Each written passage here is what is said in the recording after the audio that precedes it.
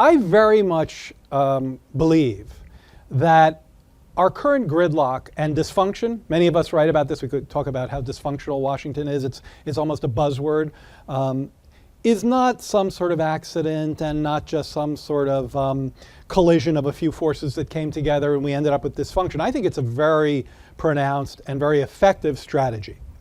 Dysfunction is a strategy.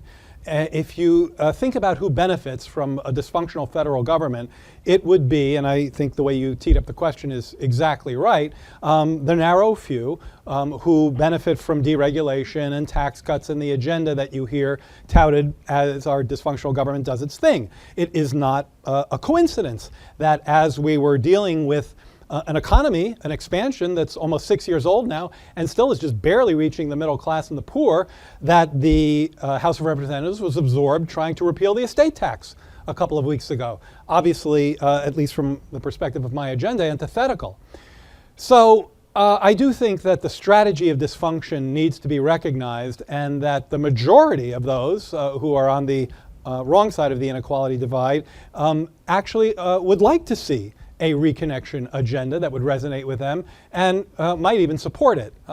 So there is an electoral solution to this. The second point I'll make has to do with financial markets, because that's where some of your question also comes to bear in a way that's not obvious. As you set up your first question, you said we have to use three things that I thought you were exactly right. One is, you have to get to full employment, what was it? Get there. Prosperity equals growth plus full employment. Right, thank you. And it's in the book. And once you get to full employment, you've got to stay at full employment. You've got to stay there. And so chapter 7 in the book argues that this is in many ways our biggest challenge. And in fact, it's the chapter that really the only chapter that I ended fairly pessimistically, where I said, I'm not really sure we can pull this off.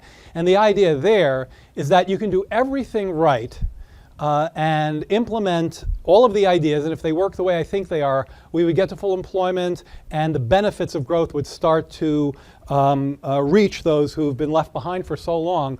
But if financial markets go off the rails and crash again, we'll be right back where we started with a vengeance. And those kinds of recessions, especially if they're debt-driven, are very hard to grow your way out of. So I also think that there's a political economy there, and that there are very, very active sectors in the economy who very much own the politicians we're worried about. What's the old line from The Godfather? You carry those politicians around like change in your pocket. That